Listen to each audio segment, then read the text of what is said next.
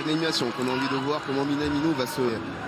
était capable de rendre le terrain le Belge. Directement pour l'instant, Aurélien Tchouaméni parti les Néerlandais est déjà un premier duel. Il s'est retourné. Maripane maintenant.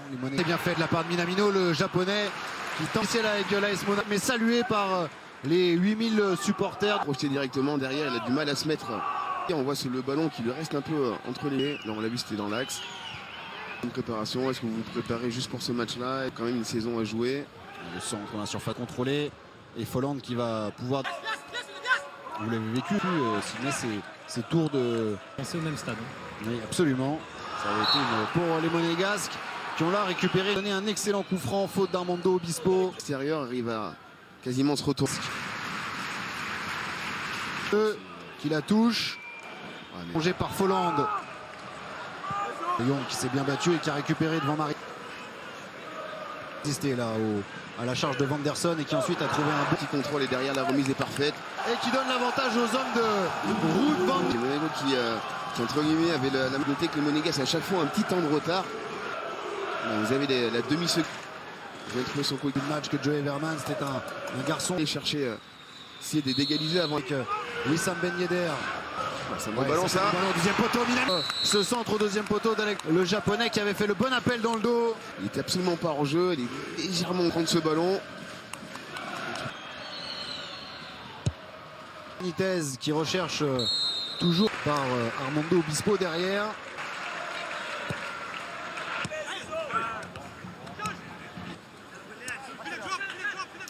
De Jong. Ils sont tout en décalé à chaque fois. Encore un bon ballon de... Et le contrôle a été manqué par le Marocain. Alors qu'ils avaient non pas dominé, mais Hugo sont là, Joey Verman. Exactement. Pendant les 30. Accompagne Alexander Golo. Plus en deuxième période pour les Monégasques. Offensivement, ça manque de variété. Le penalty, l'entraîneur belge de l'AS Monaco qui doit... Pour l'instant, très belle éventuelle du parti du côté. Il suffit de... Alors défensivement, un petit manque d'agressivité, belle éventuelle du parti du côté de Monaco. Et là, il a suffi de... Pas non forcément sa surface. Alors ce qui est regrettable, c'est que c'est vrai que la frappe... Mais là, ça me paraissait compliqué de siffler. Allemand de l'AS Monaco qui avait tardé à confirmer la saison passée. Frappe de Golovin, c'était résisté au duel des Monégasques. Il faut travailler sur le côté, il s'est offert du temps et il s'est offert un bon centre. Coupé qui a filé devant le but de Walter Benitez. Personne n'a eu la spontanéité dans ces situations-là. On voit souvent Ben Yedder qui est... Arrête une seconde plus tard, Philippe Mander. Alors là, il se joue à pas grand...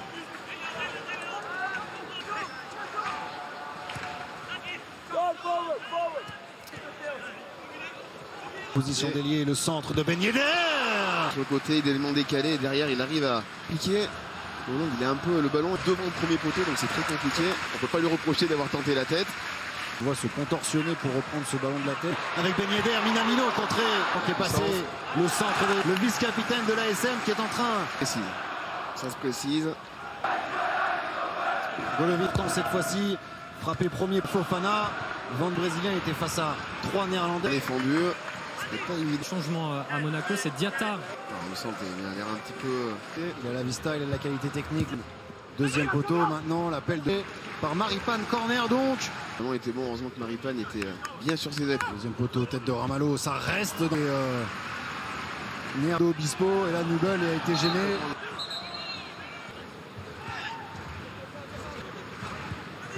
Bonne période, il a dû reculer. Il a dévié s'il de remettre l'ASM dans la du match. Axel Diki